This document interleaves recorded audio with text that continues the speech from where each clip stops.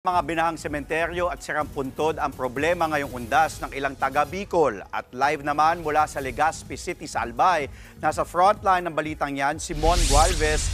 Mon, makakadalaw ba sa sementeryo yung mga kapatid natin Bicolano dyan na nasalanta ng bagyo? Andre, yes, nakakadalaw naman sa mga sementeryo, pero yun nga, problemado pa rin ang ilang mga taga Bicol dito nga sa mga pupunta at bibisita sa kanilang mga kaanak na yumao sa mga apektadong sementeryo. Nabaha na kasi sila, nasira pa yung ilang puntod na maabutan nila dulot ng bagyong Christine. Sa bayan nga ng Jovellar dito sa Albay, doble kalbaryo ngayon ang sitwasyon sa Catholic Cemetery doon. Nasira kasi yung Simeon Ola Road nung kasagsagan ng bagyo. Napunta sa katabing sementeryo nito ang gumuhong lupa. Kaya maraming nicho rito ang tumagilid at nagkabutas-butas. Pati ilang mausoleo nga umangat dahil sa umurong na lupa.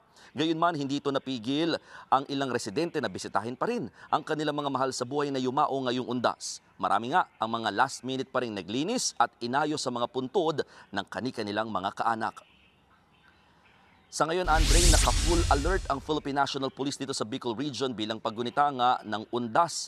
Bukod sa nakabantay sila sa mga bibisita at aalalay nga sa mga pupunta ng sementeryo, nakamonitor din ang PNP at ang BFP at iba pa mga otoridad lalo sa pag-agapay sa daloy ng traffic dahil marami pa nga rin mga nasirang kalsada at tulay dito sa rehiyon dulot ng bagyo.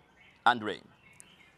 Live po mula sa Legazpi City, Albay. Maraming salamat at mag-iingat kayo dyan. Mon Gualvez.